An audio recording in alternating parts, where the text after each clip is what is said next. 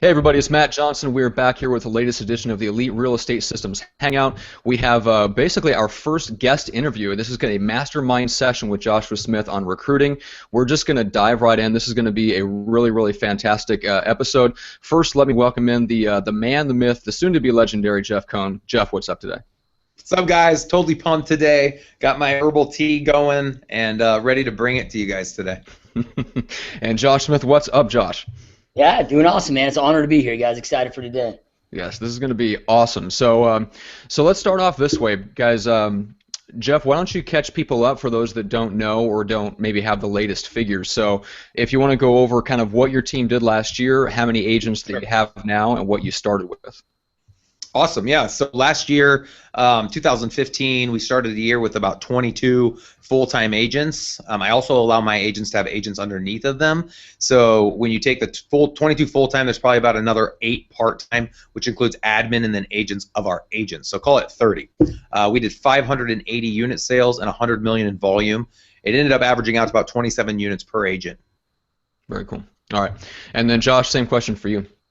Yeah, so I've been licensed out here in Arizona going on my 11th year, so I've been since 2005. Last year we just hit our 5,000th home sale, so did 80 million in production last year.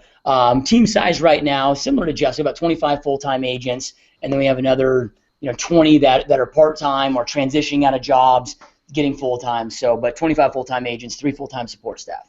Gotcha. And there's a couple questions that I want to save for later there in terms of how you onboard, because you mentioned people are transitioning, so we'll talk about that. Let's come back to that later. And then as well as whether you allow, kind of like Jeff does, the agents underneath your agents. I'm curious about that. But if you want to start us off just by taking us back to what were the beginnings and the origins of when you first started adding agents, and how did you bring those on? Who were they? Were they just admin staff, or were they buyer's agents? And how did that process first start of you building out your team? Yeah, so I think one thing that's important to note, though, before I kind of jump in and talk about agents, is how to grow your team the correct way and the smart way, right? So we always want to go out there and make sure that our time is invested and utilized for our highest dollar producing activities. So I'm sitting there thinking, okay, how do agents make their money? It's setting appointments, it's conducting appointments, negotiating contracts. So I did 48 deals my first year, and that was in 2005, so technology was vastly different than it is today, right? So it took a lot longer to do those transactions. So I'm working 4 a.m. to midnight, and I'm all about growth. I'm like, dude, I want to double my business next year, but I'm like, I can't even figure out how to do an extra deal. So at that point, I knew I had to hire. That's when I started my team. My first year in the business, I started my team, but then it was, okay, what can I delegate out the most? Like, where should I fire myself? What can I afford to fire myself? And where should I be focusing my time? So it started with an admin. So I took everything that wasn't amongst those 3 things, money-making activities for agents, and had her doing everything. She's actually still with me today. She's my team manager today. She really runs the show. I just kind of, show up once in a while and make an appearance. It's really her doing all the stuff. Right?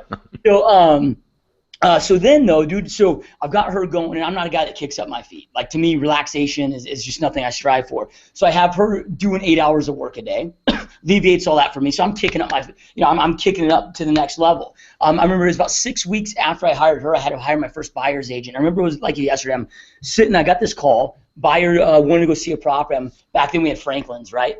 So I'm looking at my Franklin calendar or whatever, and I'm 3 weeks booked out. From showing a buyer. So I lost the buyer. I'm like, holy shit, I'm losing a lot of money here. I need to get some help delegating some of this stuff out. So I started hiring buyer's agents, and then at the end of my second year, so my first year growing team, we had 6 buyer's agents, and then myself, and then our full-time assistant, and just kept expanding it from there. So I don't know if I even hit your question, or I don't even know if I remember your question. Well, let's flip it over to Jeff, because Jeff, that sounds really familiar based on your story. Yeah, and it's funny, Josh and I have been masterminding a lot this year, and we found we have really similar paths. Josh is doing amazing things and is a great inspiration to me, and I've learned a ton from him. But we do have a very similar path, which is interesting. And I think any person in the business who's servicing clients gets to a place in their business where they ask themselves, is there a better way? Is there a different way? And it's really scary when you believe the answer to that question is yes, because then you're forced to act. And I'm worried that there's a lot of people out there that never choose to act, and they find themselves in that rock star position where they're the one servicing 80 clients here, working, a gazillion hours and losing out on opportunities that were important to them in their lives. And so that moment hit me. It was 2011. And the year before, I had done about 70 or 80 transactions. I was making great money, over $250,000 a year net. But there was something that I was missing in my life. I didn't want to put all of my time into servicing clients. I wanted something bigger. I wanted to have the ability to step out if I wanted to, but I didn't know how to do it. And so I made a lot of mistakes earlier on. I probably hired, I know I've hired to date over 50 agents. Of course, now I have about 25 to 30 on my team. So over 50% of the people I've hired and trained have ended up leaving my organization. And that was a big pain point for me. I would even say my first wave of 6 or 7 agents from 2011, I have one person left from that first wave. Because I didn't know the first thing about leadership. I didn't know how to hold people accountable. I didn't know how to generate leads. I thought what a real estate team was 5 or 6 friends that get together every couple days and talk about real estate and sell houses, and then everyone gets to take the credit together, how great the team's doing. And that is not at all what the right type of real estate team is to create, Matt. Right. So that's let's talk about the transition. What is the what do you think is the thing that holds the average rainmaker back from recruiting the right way and retaining the people that they bring on initially? What was your initial breakdown?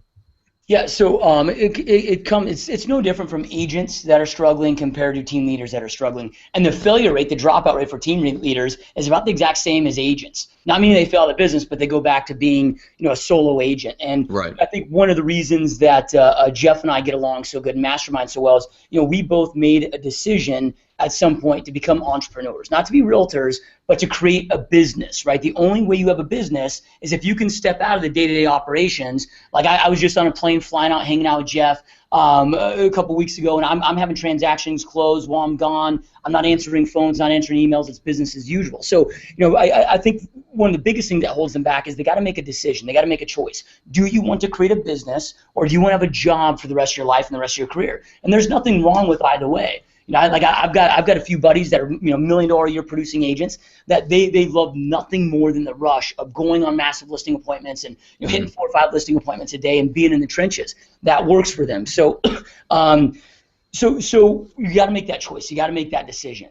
Then from there, it's just why do most people either fail or not go big with this is because they don't know the game. Like real estate agents don't know the game. They don't know the game that we're playing. They think we're realtors. Your ability to be a great realtor is irrelevant to your success. Right? So we got to break down and know the game. Well, as a team leader, what does our game become as a team leader? Okay, it becomes I've got to go out there and recruit agents, right? I got to find agents. Then I got to onboard agents, right? I got to lead them. I got to onboard them. I got to get them producing. Well, how long do I have this agent on my team on average before they bail? Because the reality is, dude, you are a stepping stone as a team leader. So you can't have resistance to it. You just got to accept it and honor that and be like, okay, my job is to create other leaders. And then when I've done my job, that means they're going off and creating their teams. And Jeff and I both have evolved our teams where we have teams within our teams now to help solve that problem. But the reality is, dude, they're going to leave. So my job then becomes how quickly can I hire them? How quickly can I onboard them to get them producing? How long are they with me? And then how do I, when they leave, make sure that my company is not in a vulnerable state? So I know that. So like my average agent production is 1.8 transactions a month. It takes me 90 days to get them producing. And then they're with me on average 24 months. So I really got like 18 months of production or 19 months of production. So it's how quickly can we get them there? How quickly can we do that? And then when they leave, how do we protect ourselves? And then what is that ratio? So now I'm hiring and we're recruiting and hiring faster than they're leaving. It's no different. Like the best recruiters were the best listing agents. Right? You go out there, you recruit, you get all these clients, and then all of a sudden you close these deals, and then you're like, oh shit, I have no more business. You can never. It's just an ongoing path, ongoing. It's no different than prospecting as a realtor, man. It just keeps going. And even brokerage owners, not just teams. I mean, a team is a brokerage. Inside a brokerage essentially. Yeah, right. That's why most brokers stay so small, dude. Is they don't. I hear language like, we don't actively recruit, we just attract our people. I'm like, that's AKA for meaning like you're never going to go big, dude. So I think that those are the two biggest things, the choice and then not understanding the game. All right, so do you consider your full-time job basically, I mean, outside of just managing the operations, Josh, I mean, is your full-time basically recruiting? No, so I'm always looking to fire myself. So I operate 5 total businesses today. In my real estate business, so last year I did $80 million in sales, and I worked less than 100 hours total all year. Wow. So I worked less than an hour a week inside that business. I hired a recruiter. That was my last key hire. So right now we're expanding at a rate we never have. He's bringing on 3 full-time agents a week right now. So we'll see where that goes. But again, it's always I'm always looking. If you're a true entrepreneur, it's always how can I fire myself? Because our ultimate job as the CEO is to make sure we know the game. Like here's what this is, and then how can we afford to get the right people in the right seats? Right? So I'm just always looking for that talent. So now I've got somebody full-time. I've got a full-time recruiter, full-time agent trainer, keeping them accountable, training them, and then we have all of our support staff. And so I'm really distant with it right at this point and creating other businesses. And Jeff, you're in a similar position. You're looking at possibly bringing on a recruiter role, but at least at this point you haven't had to. So what's been your process of attracting agents and recruiting them without you having to get super involved in that or hire a full-time recruiter? Sure. Let me jump back quick, Matt, if you don't mind. I'm going to answer somewhat of the question that you had asked Mr. Smith here. So I wanted to talk about a pain point, and I feel like a lot of times I always enjoy telling about all the success that I'm having. It's natural for me personally. I like to go into that, but it's hard for me to remember, and I had an emotional moment when Josh was talking about this, which is just a key moment that a lot of leaders have. And I started thinking about, as I started trying to lead other agents, all I knew at that point was how to attract sellers and how to attract buyers. And it's interesting because all my world was at that point was providing as much value as possible to the clients with whom I served. The disconnect for me my first year of trying to run a team was my focus wasn't providing value to the agents on my team. And the reason a lot of team leaders start a team and then the team fails is because their agents all leave because there's no value, because all the agent cared about was either having a club that didn't generate more income for them or just worrying about the income but didn't have the value to match it. So the value has to be there not only for the agents with whom we serve as team leaders, but we have to also provide value to the agents to help them provide more value to the clients. So there's two businesses there. Business number one is the agent-focused business. Business number two is the client-focused business. And once I understood that, it totally changed the model. Another thing Josh Smith said, totally nailed it, is the business that we're in is cyclical. We are going to lose agents. I like to believe I have created a model. No one's ever going to leave me. Of course they're going to leave me. That's part of the business. The main three components of a successful team and individual business is leads, lead conversion, and recruiting. And this is not just real estate. This is 101 economics, guys. The more leads you can create, the more you can convert those leads, and then the more people you can plug into taking those leads, you're going to be successful. So I'm very close to some brokers as well that say that they don't need to recruit. Their culture recruits, and that's hogwash. I honestly think they just don't have enough space possibly in the building that they were in, and so they didn't recruit. I don't know what the issue was, but I'm an open door, man. In the office. I guess not. I don't know. I don't know what the dysfunction is there. Some people are honestly scared to grow. I've had a couple agents reach out, and Josh has probably had this question, and they'll say, hey, I have 2 or 3 agents. Which one do I pick? I'm not sure how quick I need to grow. I don't want to grow too fast. Who says I don't want to grow too fast? Especially if you're hiring agents that have already sold real estate. The growth is their own business. You're just giving them that vehicle and providing the value back to them. What was your question?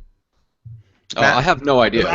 I went with your old question. Yeah, I took your old question. I threw out your here's what I want to know about from Josh. So you have a very specific timetable where you know the average amount of production, the time that you have to get somebody producing. My question on that is, I'm curious if you have a difference in philosophy of who you're looking for versus Jeff, because Jeff is looking for, and we've talked about it a lot, Jeff, on the Hangout, so people already know this. Yep. They're more average players, people that would be 6s or 7s and trying to get them to be 8s. Josh, are you looking for the 9s and 10s? You're looking for the high Ds, the guys that would potentially be successful on their own, and then they're going off and leaving you and becoming even more successful? Like, is there a difference there in the type of person you're trying to attract?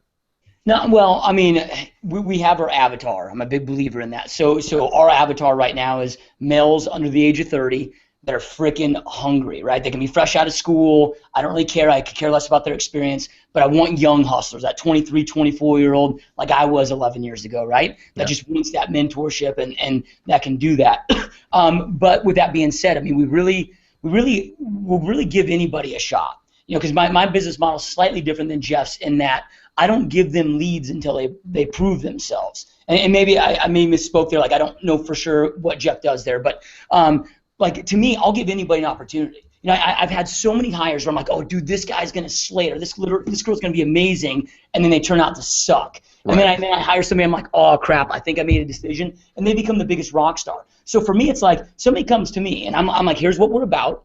Like, if you want to be a successful real estate agent, you're gonna have to work 18 hours a day. Here's what it's gonna take. We're hardcore with that, and then we show how we help them, guide them through, and can help them accomplish that and provide all the systems and support and whatnot, and a roadmap for them. But if they're like, hey, I'm game to sign up, I'm like, okay, let's do this. Let's play this. So if they choose not to do the work, that's cool, but they're not gonna get leads from me or additional support from me until they prove themselves.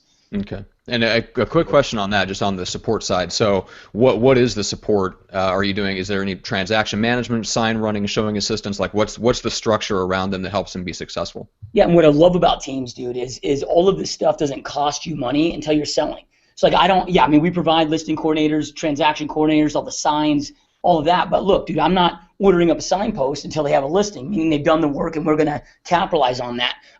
They don't bug my TC support staff until they have an escrow, right? So Yeah. in my TCs, I mean, I'm a big believer in a good TC can easily handle 20 closings a month themselves. So I'll hire another TC when we're busting out the seams and we have that capacity to bring somebody else on. So, most of the support that I have, like websites, all this stuff, it doesn't cost any more money whether I have 10 agents or I have 60. And then the only things that really do cost me money is if they're producing. So if they want leads Right. from me, right? So if they want leads from me, they number one have to be full-time. I give them old leads at first. So they've got to prove, we make everybody has to do 200 dials a week. Right, so that's the key, because 200 dials will equal 40 conversations, will equal 4 appointments made, which is a closed deal. So if they can show me, we have a weekly accountability plan, and they have so long with these old leads that nobody's working anyway that I give them. And once they prove to me that they're a hustler and they can do this, at that point, then I start investing in leads to them. Gotcha. Okay. And so it sounds to me, if I'm hearing you correctly, like your target for your average agent is to do about 4 deals a month. Is that right? Well, I would, 4 to 5. What I've That's learned the over target. I used to just beat my head against this damn wall trying to get agent production up, and I realized like I can't motivate people. They can only motivate themselves, and all companies really kind of fall into this. You have 3 categories. You have your 20% rock stars producers. You've got your 40% in the middle, which is your influencers. I'm sorry, your 60% middle, which is your influencers. Those are the guys that if you keep them accountable and you really pump them up, they might get an extra deal a month in escrow. Then you got your 20% bottom that just the losers in your organization, right?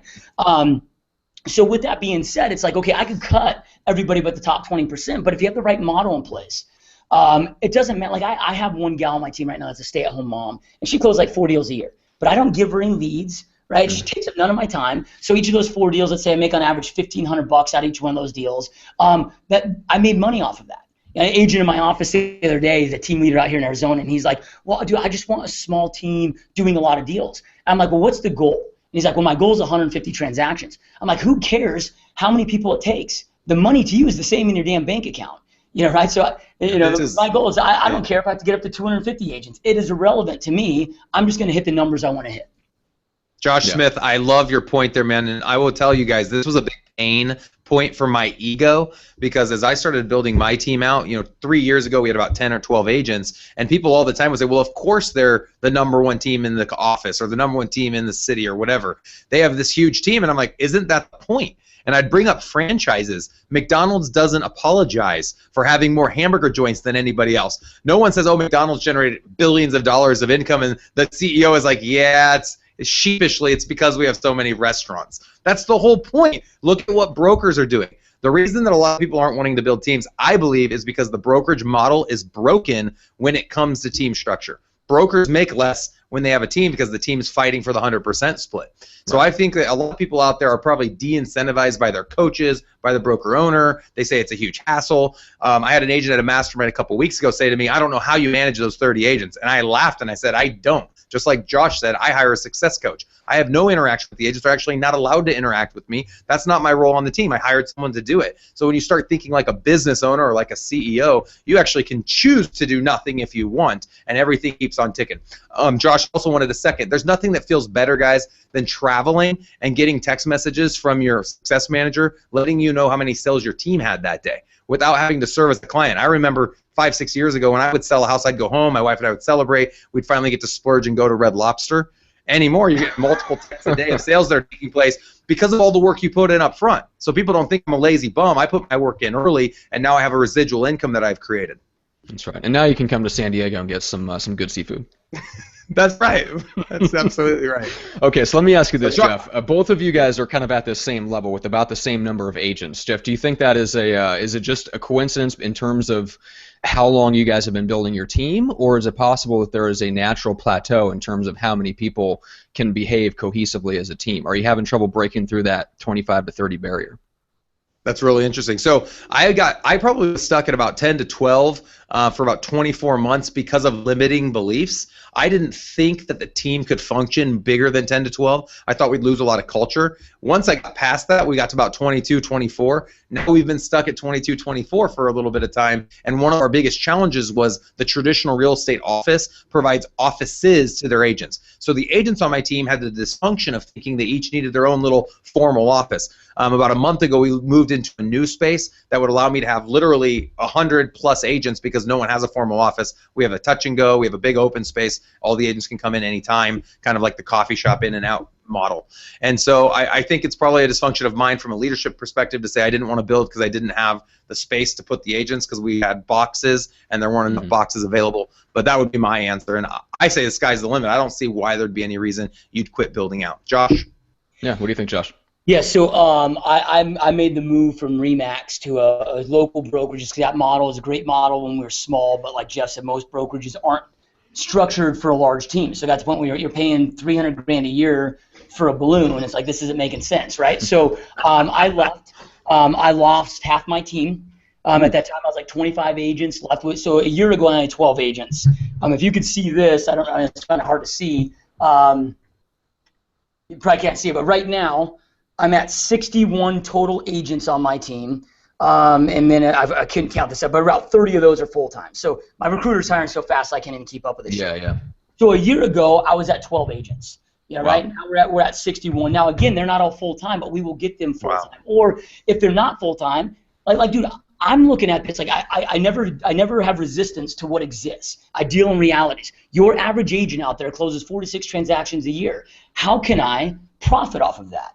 Right within my environment, within my business, So that's what we're always looking at. So no, I mean, why do most agents not expand bigger? Like Jeff and I are like freaks. Like I think Jeff and I will probably be the first teams to ever get to 100 agents. That's like right. It's right. I agree with you, Josh.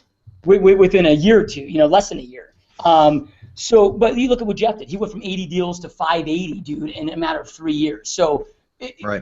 I think it was just that mindset shift again that, I don't know if you've ever seen the Leonardo DiCaprio picture where he played the Wolf of Wall Street. And he's like, the only thing between you and your dreams is that bullshit story you keep telling yourself.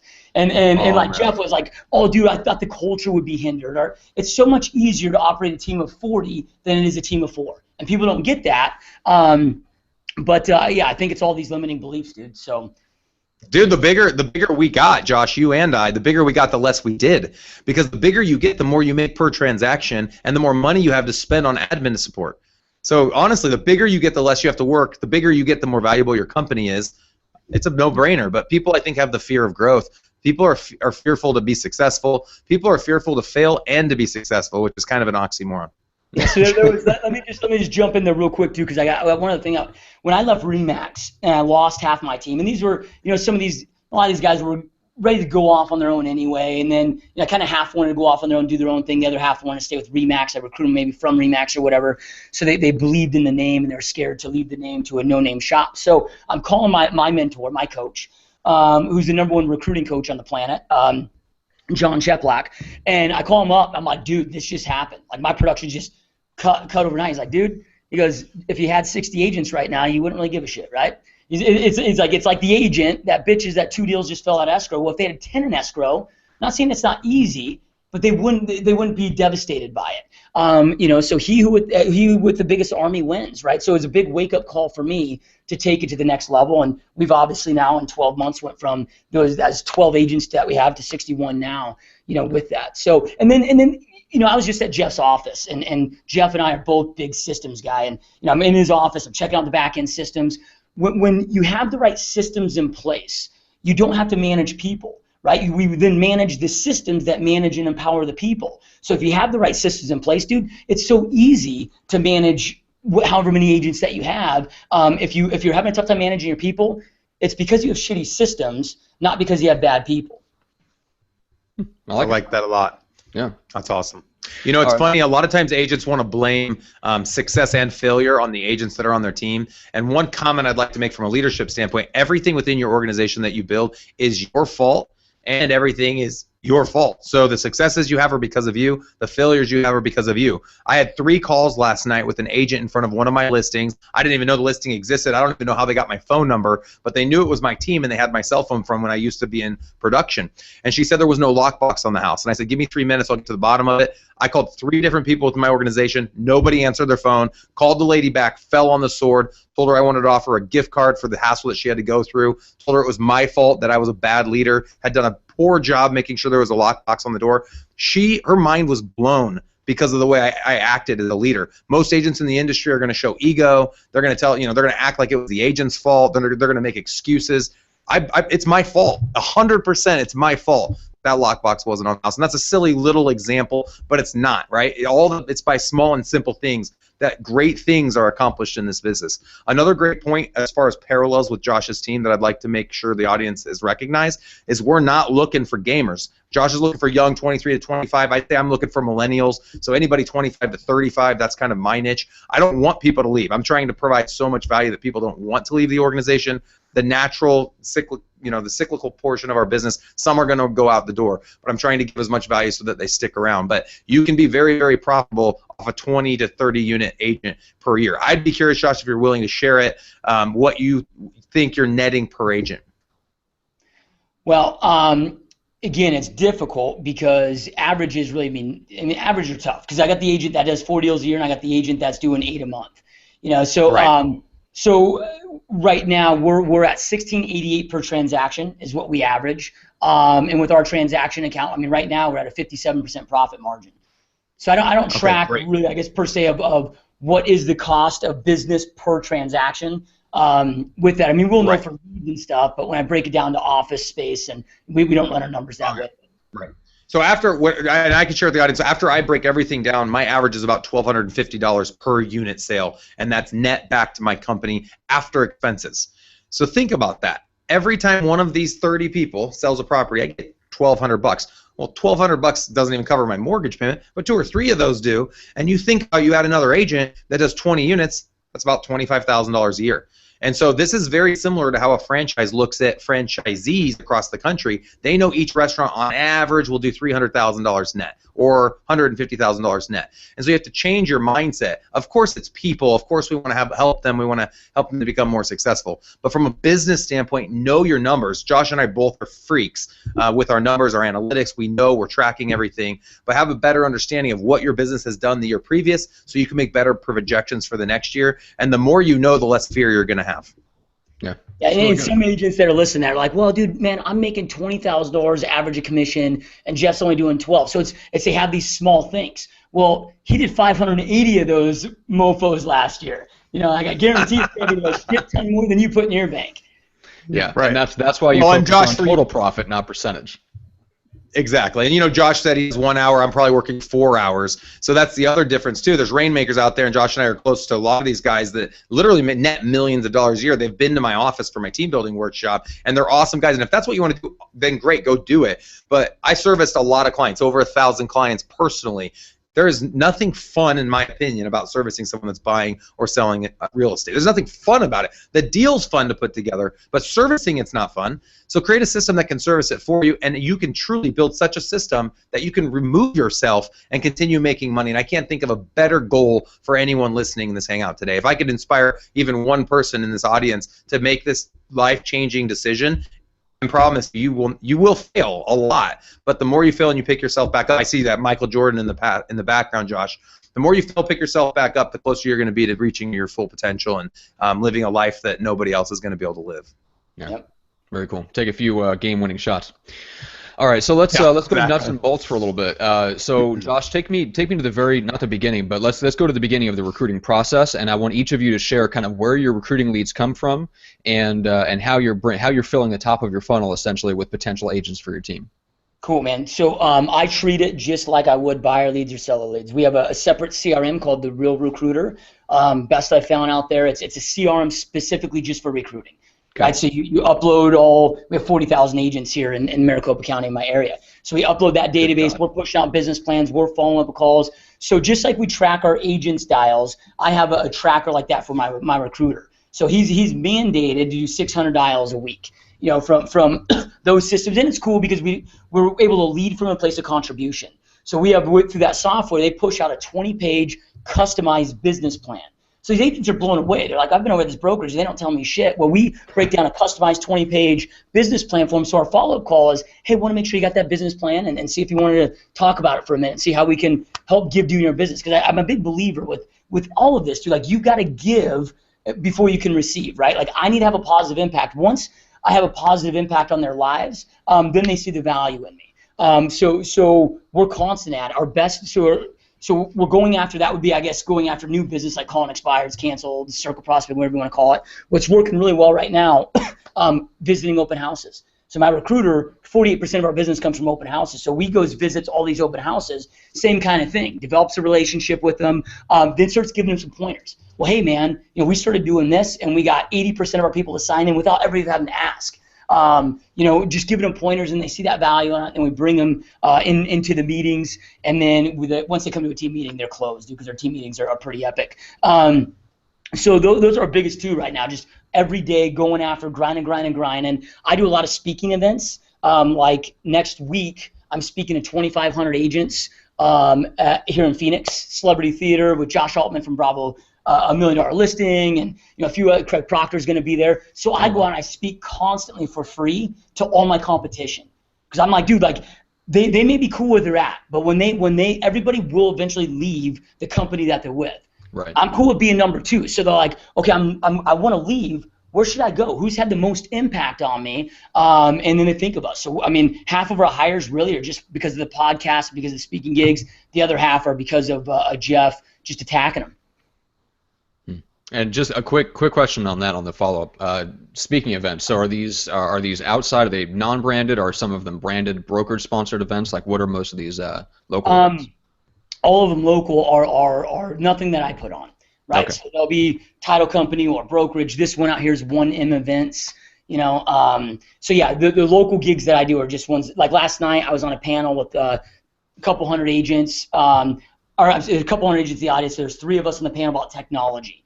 How does an agent combat technology and the fear of the agent being replaced, right? So I spend a lot of my time, and I just love doing that stuff, dude. So I don't really feel like it's work. But the cool thing is it's like, okay, could join my real estate team. Most people don't want to join a real estate team. Okay, then listen to my podcast and come buy coaching.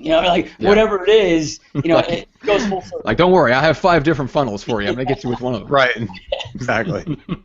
All right, Jeff, how about you? What's your best source of recruiting leads? Yeah, I think creating the buzz of being number one has certainly helped. I'm number one in Nebraska, but you don't have to be number one to build a team. I was an individual agent, probably number 30 in my market, top 10 at my brokerage when I hired my first 6 or 7. The biggest value proposition was leads, and that's what I announced it from the mountaintops, right? So I put it on social media. Hey, join my team. You'll get 30 leads a month. You'll get training. You'll get accountability. And there were a lot of agents that wanted that. And so the first 2 months, I had 6 or 7 agents sign up. I realized right away that I wasn't hiring the right people, and so I put the brakes on it and started reanalyzing my business and meeting more top agents from across the country to learn how to do it better. Today, I think the best way that we recruit is just simply letting people know that we're looking for opportunities, partner with people that want to live a better life, lead a better life, work harder. We're actually kind of scaring people away, and that sounds weird, but my goal is to only hire 1 out of every 10 applicants. I'm being really selective because I am looking for a long-term play in a recruit. I don't want them to leave in 19 months. That probably is my average, though, similar to Josh's that he mentioned. If I were really taking a true look at it, I would say the average is, we've had 50 people and 25 are gone. So, and we've been a team for 4 years. A lot of the people that you have not lost anyone that you didn't want to lose, that you weren't okay with them walking away. Let's put it that way. Yeah, so if you go Keller Williams, and we're not with Keller Williams, but I really like to have this thing they call the Greenie Ready Brownies, and essentially the agents will score themselves, and then the accountability coach scores them. And you want your agent to get to a 7, and your organization essentially defines what a 7 means. So it could be units, it could be attitude, whatever you want that to be. We've never had a 7 or above quit. And so for us to be a 7, you have to sell 20 houses a year and be actively involved and have a good attitude, et cetera, et cetera. We've never had a 7 leave. And so we've created this culture where literally birds of a feather want to continue to flock together. And if you're not one of those birds, you don't want to be there. And so Josh made mention earlier, and I agree with him, one of the things we do is we invite them into a team meeting.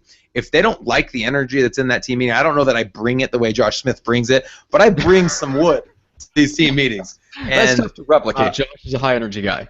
It really is. I'm going to try. I need to meet up with his health coach.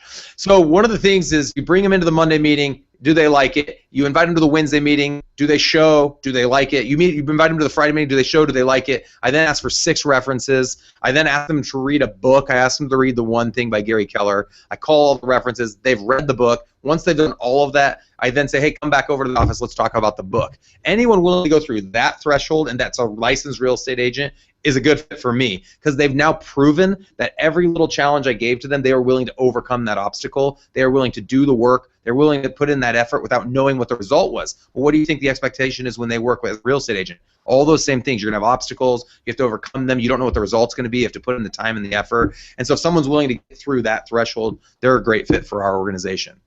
Gotcha. Okay. All right. So we've talked about the top of the funnel. So let's go into the onboarding process a little bit. Josh, you mentioned that you've got, maybe 60 total, 30 full-time, and then some of those that are part-time are in the process of transitioning to full-time. So what's the difference that you feel like, and then what's your process for bringing someone from someone that just signs up through part-time to full-time?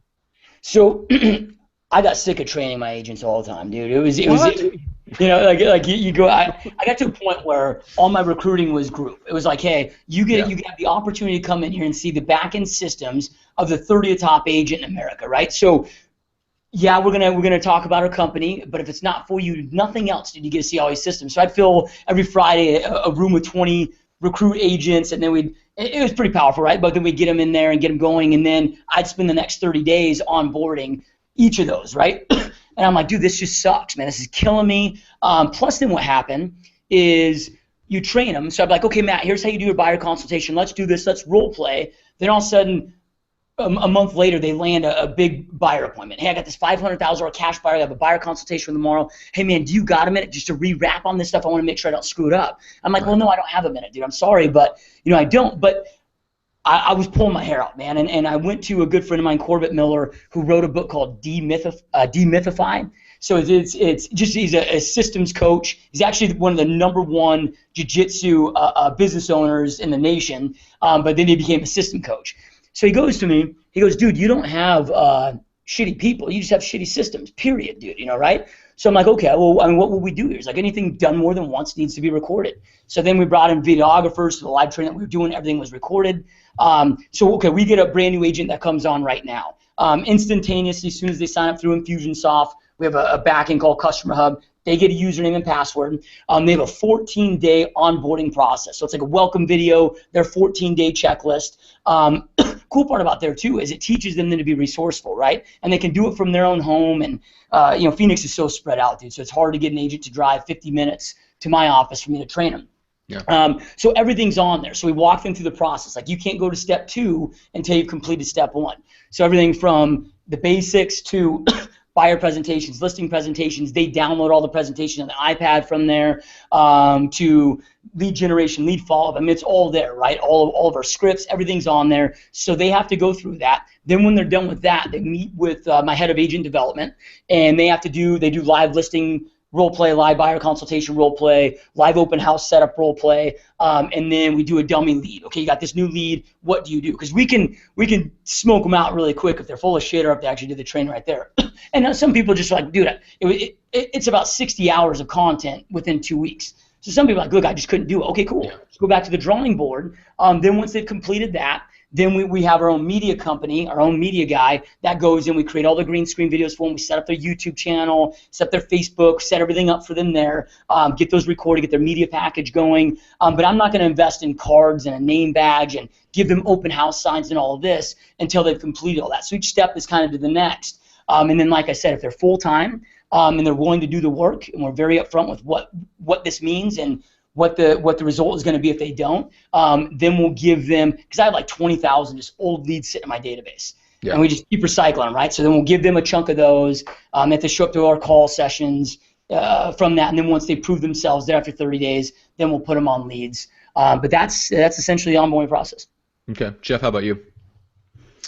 Great process, Josh. That's awesome, man. I heard Ben Kinney speak a couple years ago at one of the Boomtown conferences, and he mentioned anytime, and it's the same as the book, anytime you teach anything, record it, and you'll never have to teach it again. And I think it's awesome when people come up and ask us now, how do you do ABC? We literally will just say, oh, that's that video, or oh, hey, that's that video. And we host all of our stuffs in Google Drive. All of our calendars is we run with Google, which just makes it really simple to keep everybody in the same space.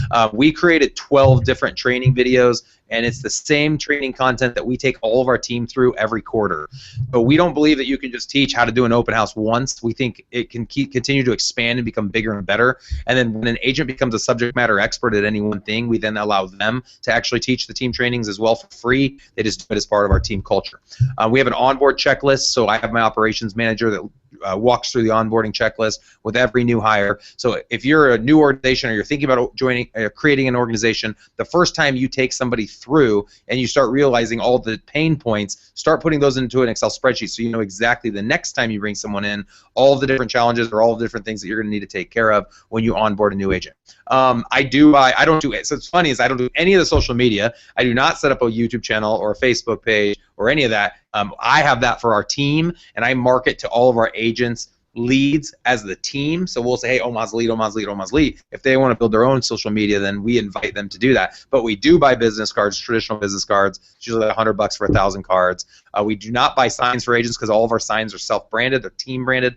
We are a team, so there's no individuality. And we've lost agents over this. People say, oh, I want to build my own image and build my own name. I'm like, especially in your market, Josh, where you've got 40,000 agents, no offense, guys, you're not going to build a name, okay? That's not how you win in this game. You're too small. I did 580 deals last year. I haven't built a name, and nor has that ever been my goal. My goal is to generate leads. We do a lot of pay-per-click and outbound prospecting. We nurture our sphere of influence. You're not going to win by like everybody sees your McDonald's brand sign up in the air. So I laugh when agents are like, oh yeah, I want my name on my sign. That's silliness. And then it's just taking them through all the videos so they can go into Google Drive and have access to all the 12 videos. And then we're continually training every Friday. We never have stopped. Every Friday for an hour and a half, our team gets together for team training on different topics. And if you're a new agent, you have to go through all those once. And then every Wednesday we do dialogue training as a team, and we do a team call blitz every Wednesday as well. Yeah, very cool. All right, so Jeff, there was one thing I think that you've mentioned before in past Hangouts, and correct me if I'm wrong, but you guys have a specific, maybe not a system for doing it, but it's definitely something that you do by intention, which is going after the agents on the other side of the transaction. Am I remembering that correctly? Yeah, that is true. Yeah, we have 4 different places where we go. So the number one place I feel like to recruit an agent is somebody on the other side of the transaction. That conversation is happening from our success manager. So we're reaching out to the agents with whom we're doing business with and thanking them for engaging with our real estate agent in the transaction. Obviously, it wasn't their decision, but we just say, hey, I heard you're doing a deal with Josh Smith. Wanted to thank you. Josh has mentioned you're a professional, and I love hearing that there's agents like you in the industry. We're going to say something, try to be truthful. It's going to be something like that. Then after the transaction's over, 45 days later, that same success coach is going to call that same agent and say, hey, heard the deal close. Congratulations. Thanks again. Hey, I'd love to take you to lunch, talk to you a little bit more about Josh Smith and why Josh has had so much success on our team over the last 12 months. Did you know the average agent that joins our team increases in sales by over 127% in their first 12 months? Oh, no, I didn't know that. Did you know on our team, and we'll say a couple more value, I'd say, but you know what, I don't want to cover all this over the phone. Let's get together. So I think that's the number one place to reach out to people, other than if you're speaking and being on panels, which I've generated a lot of business that way as well, as far as agents wanting to join the team. But the people with whom your agents are doing business with are going to be the very best people to interact with because they've already engaged your team, they know who you are, and hopefully you've left a good impression on them. Gotcha. Yeah, Matt, can I just hit on that as well? So, that's the importance of getting everybody in the team on the same page. So, like my recruiting coach, he coaches, and we do a group coaching session every other week with him, with my team manager that oversees all of my support staff, with my agent trainer, with my recruiter, and with myself to make sure everybody is congruent. So, same thing with our TCs. All our follow-up emails, we're just killing with kindness. We want to make sure, not just to our clients that it's the most brilliant experience, but to the other cross-sell agent as well, right? Because it all comes together. So if they deliver that brilliant experience, then when my recruiter calls, it's powerful. So it's the key, even with your agents. Like you have to get everybody on the same page and get everybody with that pro-growth mindset and how that benefits the whole entire team because it all comes together, man. Yeah. Very cool. Dude, when I teamed, Josh, and I wonder if you're similar, my team had 10 agents, and I went to recruit my 11th agent, and one of the agents on my team flipped crap. She's freaking out, like, it's going to ruin our culture, we're getting too big, we're expanding too fast. And so I sat everybody down, and we had a kumbaya of how does it hurt us if we're bigger, and how does it help us if we're bigger. And we did a pros and cons list. And the only reasons it hurt us is with the argument was culture. We didn't see any other negative to have our team get bigger. That we were going to have more people were going to see us, more people were going to know us. It was going to generate more income so we could hire more admin staff to provide better services. We were able to buy a moving truck. I mean, the list goes on and on for positives. And so it's totally a limiting belief and a scarcity mindset to not believe that you should grow. I think the growth is key. Another thing, Matt, just to make mention of it, getting involved, and Josh, I wanted to ask you if you do any of this. I've started going to, I hate socializing outside of my team. I put all my time into the people here because I'm not putting enough time in here. And so to go to like an event, I would rather jab knives into my eyeballs. So I started 6 months ago, and I would go to a YPN event or a board event once a month. So whatever realtor event was going on, not necessarily speaking, I just went as one of the guys, and I'd ask people about their business, which is really hard for me because I want to talk about my business. And I'd go around and just talk about Josh Smith's business or whoever else was there, and inevitably, people would approach me and ask me if we're hiring. And so that has been a new thing. I was like, it like woke me up. I'm like, oh my gosh, I either need to have my recruiter doing that, or I need to personally continue doing it. And it's been going really well. So Josh, are you going to anything like that? Yeah, well, I mean, it's to the point now. I don't attend because I speak so much. You know, I mean, I'm doing, Right. 2 or 3 or 4 speaking gigs a week, kind of all over the place. So, but yeah, I used to. I mean, at the end of the day, whether it's recruiting, whether it's selling real estate with our traditional clients, it's a human connection, human relationship business, period. That's it, dude. So they're going to go with, an agent's going to go with the person they connect with the best. As human beings, we do business with people for 3 reasons only, right? 1, because they like us. 2, because they trust us. Number 3, because we do a good job. So they'll be like, oh, Jeff's going to give me leads. Jeff's systems are cool. But the first thing that they're going to go with Jeff is, hey, man, this guy's cool, man. I really like him, right? They have that emotional connection. And so it doesn't matter whether it's a buyer, sellers, or real estate agents. Human behavior is human behavior. So absolutely, dude.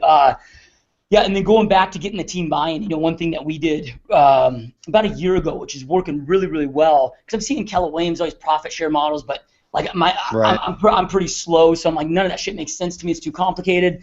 So I'm like, okay, I'm going to give my agents $100 per deal out of anybody that they recruit, out of every deal that they close, as long as they stay with the team and as long as that agent is with the team, right? So now I have a lot of retention. Wow. I have agents right now that are banking $1,200, $1,300 a month. Out each of those $100 deals. That's awesome. If they leave my team, they lose out on that, right? But then it gets them excited. They're always out there recruiting and trying to pull that. Because then we teach them, hey, take this passive income, start investing into real estate, start investing into a mutual fund, or invest in additional leads for yourself. Because anything that they procure on their own is at a much higher split. I give them 70% on anything they procure. If I procure, it's 50-50. So then I'm like, hey, dude, you can take this money over here. I'll teach you exactly step by step. I mean, I can generate badass high quality leads for $3. So I'm like, we could take this and then grow this and evolve that with different things and just keeping that buy-in going. Yeah, Jeff, that's the same thing you do. So you've actually got an agent on your team that has his own MSA and is generating his own leads, right? Yep. So here's another thing from a leadership standpoint, and Josh, from what I'm hearing, is totally on board with the same philosophy. Your agents are going to come through and they're going to want to become you, right? Who wouldn't want to be Josh Smith with this huge successful business, and he's able to live this life that not very many other people are going to be able to live. That's what Josh is doing. That's what he's selling. That's what I'm selling. I'm not telling people you're going to come in and you're going to be a showing assistant for 12 months. And if you do a really good job as a showing assistant, you're going to graduate to be a buyer's agent. And then after another 7 years of your life as a buyer's agent, working for me as a slave, then I'm going to let you list houses, because you have to be really smart to be able to list houses. I mean, this is what teams are doing. This is in Millionaire Real Estate Agent.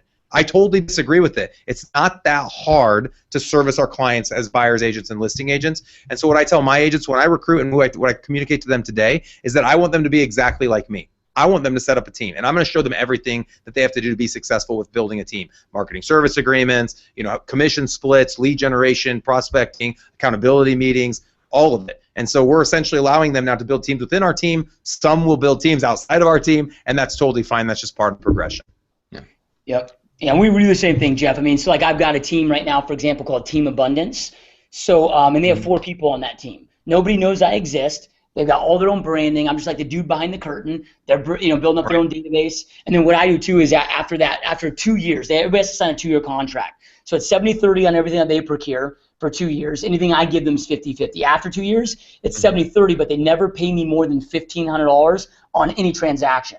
So like if they're selling a $300,000 house, that's cool. Typically it'd be $6,000 and $3,000. Now after they're here 2 years, they're a seasoned agent. At that point, they're starting their own team. Like I want to create something that I can do because of volume, but they could never duplicate that profit margin on their own. Like they are literally a freaking dumbass if they leave because they can't hire their own assistants, can't get their own office space, can't do all this stuff. I mean, they'll think that they can, and then they'll just go fail. And I've never had anybody leave my team that has done better on their own after they've left, right? So I have not either.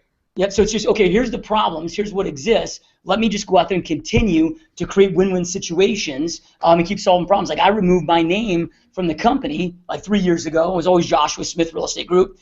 But when people were leaving and I was interviewing them, because as much as I want to take them out in the parking lot and knock their teeth down their throat when they're leaving, I always hug it out. I'm like, you don't burn bridges, you hug it out, and I would ask for honest feedback. The number one reason, dude, was identity over commissions and anything else. They're like, I was tired of giving up my identity. I was tired of going to a listing that I got and seeing your sign and your face and you're getting all the awards. So luckily, I had already stroked my ego at that point, and I was at I think we all want identity for a while, but then after a while, you're like, okay, what do I really care about? Well, it's my bank account. It's creating opportunities for my family. So I removed my name from it, removed my name from everything. All the deals go my agents' names. Like if you pull up my MLS, I have 0 listings. I've had 0 sales in 3 years. So I don't get shit for local awards, right? Which is cool because I don't even get recruited anymore. Everybody thinks I'm gone probably. But I'm giving those agents what they want, right? So I mean, for me, it's just where's my bank account? What are these opportunities? And we're out there giving them what they want with that. So. That's interesting. Now, Jeff, I totally agree with that. We removed 4 years ago we removed our name as well. It was the Cohn team because everyone was the last name team of whatever it is. And I thought, how can I ask other people to give their life, their time, their sweat, their heart and soul to the Cohn team? I want it to be our team, and it's not our team unless you're married to me. If your last name is not Cohn, it's not your team. So I did Omaha's Elite Real Estate Group. I think it's fine if you want to let everyone have their own name. People think that they need to have their own name. But I would say if you're a team leader right now and you're thinking about naming your team, I wouldn't go with your last name. Yeah. Well, and then you got to look at a couple things, right? Sellability, agent buy-in. I mean, nobody wants to come buy the Josh Smith team. But with Revisto Real Estate Group, and I have a system in place that doesn't take my involvement, and we're bringing in $90,000 a month of revenue. Now it's a sellable business, right? That's going to be attract people with that. So, I forgot what I was going to say something else, but I totally forgot. So, no, you're good. Well, let's button it Great up. Job, guys. With this. So, guys, quick pieces of advice just from each of you for rainmakers that are now where you guys were 4, 5, 10 years ago, where you are the rainmaker. You may have an assistant or a small team around you, but you haven't really ramped up your recruiting. What are some of the hurdles? What are some of the obstacles? And then what's the process of breaking out of those limiting beliefs? You want to go first? I'll take it first, Josh, then I'll pass it over to you. All right, so I wanted more out of my life. I wanted more. I wanted to achieve at a level that I had never dreamed of when I was younger. And I had experienced what it was like to earn $100,000 a year, which used to be like the number when I graduated high school in 2000, and everyone talked about $100K income, like that was a big deal. I'm in the Midwest, so sorry to those down on the coast that I guess maybe your number was $1 million a year. But I needed $100K income. Well, I did that my first year. I was 23, and I realized like that wasn't even enough to barely buy our starter house. Like it wasn't a lot of money. I wanted more for my family. I wanted opportunities. And so I thought it had to be me. I didn't know I could have other people help me get there. And when that light bulb went on, I thought, man, I want to go meet guys like Josh Smith. And I can list a whole name of people. You all know the top agents in your market. So I just thought, man, what would happen if I called Josh Smith and asked him if I could come visit him for a day? And I started doing that. And every single agent I reached out to said yes. And I went and visited 30 or 40 of the nation's top agents. So if you've read a lot of books and you've listened to a lot of podcasts, your next step is to find a person you want to be like and go visit them. And because of this, and through all of this learning that I was able to gain, I came back to Omaha and started applying the things that mattered most and get rid of the things that weren't helping me to grow as a leader, as a team leader, overall from a commission standpoint, accountability, whatever the piece of the business was where I was seeing failure or the pain point, I would go and find someone else that did it better, and I would emulate what they were doing and apply it to my business. So honestly, a lot of the things we have come from other people that allowed me to visit their team. And because this went so well for me personally, I don't know that anything's ever grown 80 to 580 in 4 years. If anyone else knows anyone, let me know. I've said it a couple times in podcasts. No one's challenged it. I think I've grown a team faster than anyone in the history of the United States of America. So if there is anyone that grew faster, let me know. But one of the things I've chosen to do now, similar to what Josh is doing, is I'm allowing people to come to a team building workshop physically in Omaha. So every other Monday, I offer a workshop at $3,000. But with that, you get all of our intellectual property, access to our Google Drive for life. You get a private Facebook group, and then you also get 12 hours with me. And Josh, I actually wanted to ask you, and this wasn't the point of the hangout, obviously, but I wanted to ask you your opinion of it. Josh actually just got back. That's when we met up. I invited him to come check out our workshop because I know he's doing a lot of cool things with his webinars. So feel free to talk about your webinars as well as what you thought of that team building workshop. Yeah, I mean, to me, it's like, okay, you get an opportunity to go spend a whole entire day with one of the top guys on the planet, access into what's costed him millions and millions of dollars to build. That's what people don't get. I mean, I don't know what your expenses have been over the last 11 years, but I know mine have been $5.8 million to build what I do. So when people, bitch about paying me $1,500 for an hour of my time, I'm like, sorry, dude, I mean, look what I had to pay to do this, right? So you get all that access. I mean, live team meetings. I mean, to me, it was brilliant. It was amazing. And I look at this, most agents are like, well, shit, that's $3,000. But then they'll go stroke $500 a month on Zillow and piss away $6,000 when you have the opportunity to see the back end of somebody that spent millions that's doing it at a high level. So, and I couldn't agree with you more, dude, with that. I think you and I just have so many similarities, dude. I started doing the same thing, man, jumping on airplanes and going out there and seeing people at that next level. And it was just mind-blowing. And a lot of the stuff, dude, I was scared to do. I didn't quite understand. But I'm like, well, if they're doing it, success didn't happen by accident. I was just smart enough to take the advice I was given, even if I disagreed with it or I didn't understand it. I just did it and took action, and it exploded every aspect of my business and my life. What's crazy is Josh and I are making over $1 million net a year, guys. We're both very young. And I'll speak for myself and not belittle you, Josh, but I am just an average dude from Omaha, Nebraska, just an average guy having extraordinary results because I was willing to learn and grow myself and take risks. And I know, Josh, you have the same story. Hey, Josh, tell us, if someone doesn't want to spend the $3,000 and physically come to Omaha, Nebraska to take advantage of this team building workshop, tell us a little bit about your workshop. Yeah, so I started, it's not an in-person workshop. I started what's called a 90-day mastery boot camp. I probably spent $300,000 on coaches, consultants, trainers, and pretty much to always be disappointed. And that's the scary thing about not just this industry and all businesses, right? You have these gurus that have never done it. Like Jeff's saying, like, go find the person that you want to emulate. Don't go listen to everybody. Go find the dude you want to become and immerse yourself with them. Like, I'm not out there reading book after book after book. I'm going to find like the 5 guys that inspire me the most, and I'm going to read every one of the books that they've ever written, every article they've ever written 30 freaking times, right? So just immerse yourself in that. So and one day, instead of just bitching about it, because I'm like, dude, these top coaches, they understand that your average agent is probably out of the business in 6 months. So like they get these people in contracts. And get, I truly believe they put more agents out of business than they help. Well, after years and years of bitching about it, and it got to a point too where 2011, I had won the 30 under 30 and was voted 30 top realtor in America by the Wall Street Journal. And so at that point, I started getting asked to be on a lot of speaking gigs and a lot of radio shows. Well, I'm also getting 15, 20 emails a day. Do you offer coaching? I love your style. Love that you're authentic. Love what you're doing. And then I'm also doing it at a high level, not just a decade ago or 20 years ago, but also today. So one day I was just like, okay, let's just move forward with this. Let's do it. The demand's there. And I was just bitching about what was already broken. So I'm like, let me come up with a solution. So I think with coaching, most coaches go through this natural evolution of one-on-one to products to. So we created I wanted to create the most effective but affordable platform that existed. So we do it all webinar-based.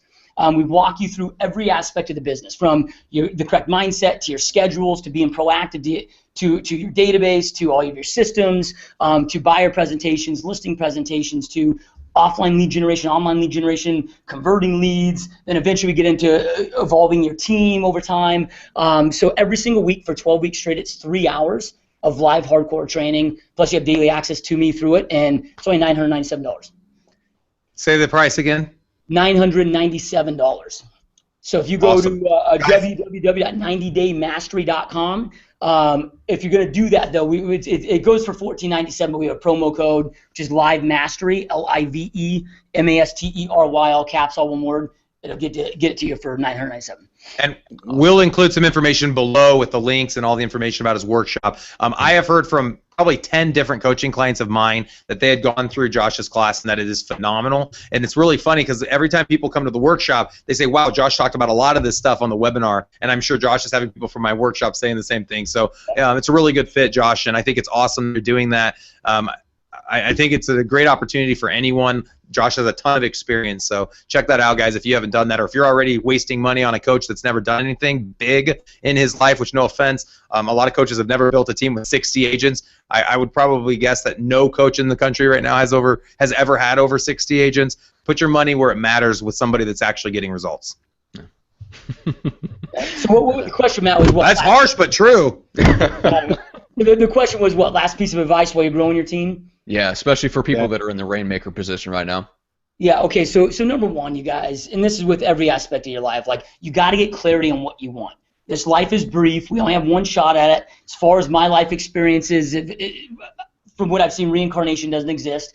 Right? So we have one shot at this. Like, you got to get clarity on what must happen between now and the day that I expire and leave this planet for me to be able to die a fully fulfilled human being. So we got to get hardcore on that. Like, I know, and it's kind of twisted, but every month I calculate how many months I have left on the planet, which is 596 right now, right? So I'm always paying attention. It's like, what must happen in every aspect of my life, my businesses, relationship with my wife, my kids, my health, like, what must happen? I get clarity on it, pay attention to it every single day. Jim Rohn said success is just small, tiny decisions made over and over and over, compounded over time, that create success. Failure is just the opposite. Small little errors in judgment. Well, how do we know if we're making the right decision or the wrong decision until we have clarity of what we want? This isn't a sprint. Everybody today, I think one of the reasons so many entrepreneurs are struggling today and failing is everybody wants it now. We're in that instant gratification, world, man. It's not a sprint, it's a marathon. Get prepped for this, dude. Like, you're gonna have to put in the years. I mean, you see what Jeff and I are doing now, but you didn't see all the pain and the crap that we went through for 11 years to build this kind of stuff. So be prepped for the marathon, get clarity on what you want, fully commit, and then listen to the right people. You got to make sure that you're listening to the right doers, paying attention to the right people. Like, if somebody's already created what I want to create, why would I try to reinvent that wheel? Right? Yeah, absolutely. All right, well, speaking of not reinventing the wheel, so not only do you have, Jeff, the 12-hour workshop, but if anyone's interested in partnering directly with Jeff to grow your team together, you can also reach out and you can go to the website eliterealestatesystems.com, check out the expansion page, and learn more about just partnering directly with Elite Real Estate Systems to actually build a dominant team in your market. So there's that option as well. So I wanted to make sure that we mentioned that. So with that, gentlemen, this has been awesome. This is exactly what I had in mind. I'm glad you guys could both make it. And this was definitely a very high-level mastermind. So thank you so much, guys. Yeah, absolute honor, man. Thank you, Josh. I really appreciate it, man. Let me know if there's anything I can ever do for you. And man, anytime I get some time to chill with you, brother, whether it's on an online webinar, man, I jump at the opportunity. So appreciate you, guys. We'll see you on the next edition next month. Thank you so much, guys.